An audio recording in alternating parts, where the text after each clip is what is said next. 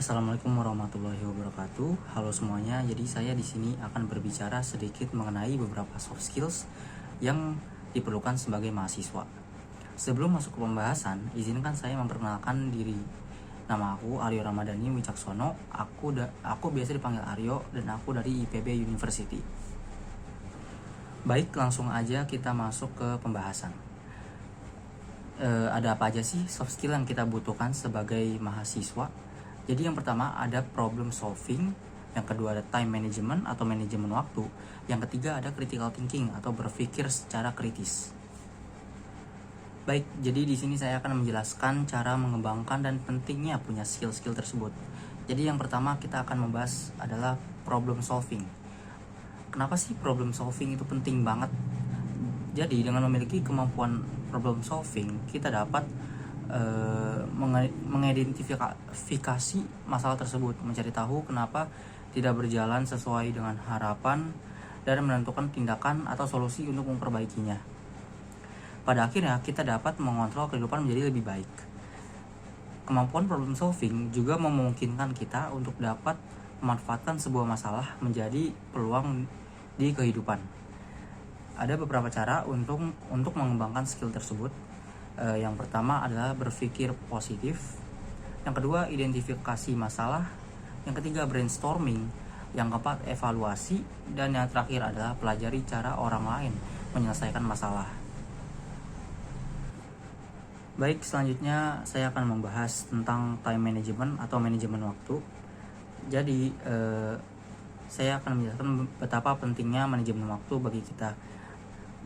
Jadi salah satu hal penting dalam manajemen waktu adalah kita harus menentukan prioritas tujuan yang ingin kita capai. Kita sebagai mahasiswa biasanya dihadapi dengan dilema memilih antara beberapa aktivitas atau kegiatan. Nah, di situ manajemen waktu akan sangat dibutuhkan. Mahasiswa yang memiliki keterampilan manajemen waktu akan bisa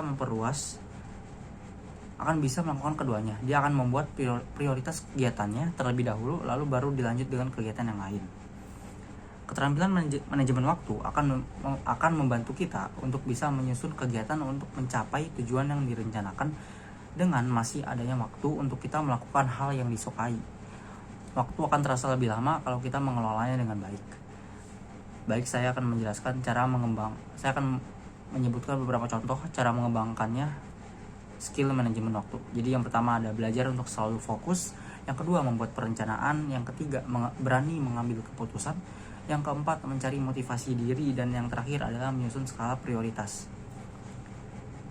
Baik, selanjutnya kita akan membahas ke pembahasan terakhir, yaitu adalah yang ketiga, yaitu adalah critical thinking atau berpikir secara kritis.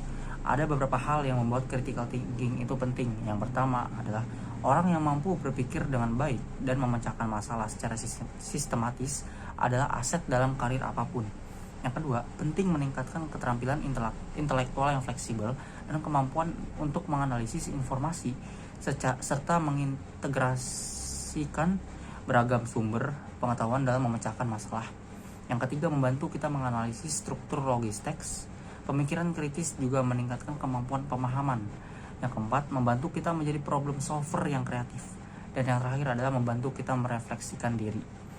Selanjutnya saya akan menyebutkan beberapa contoh cara mengembangkan critical thinking atau berpikir kritis. Yang pertama adalah berlatih mendengarkan secara aktif, banyak bertanya, mencoba untuk memahami sudut pandang orang lain, mempertimbangkan pandangan ke depan, dan yang terakhir adalah pahami proses mental. Baik, sekiranya sekian dari penjelasan saya. Jika ada kekurangan dalam penjelasan saya atau kekurangan dalam kata, mohon dimaafkan.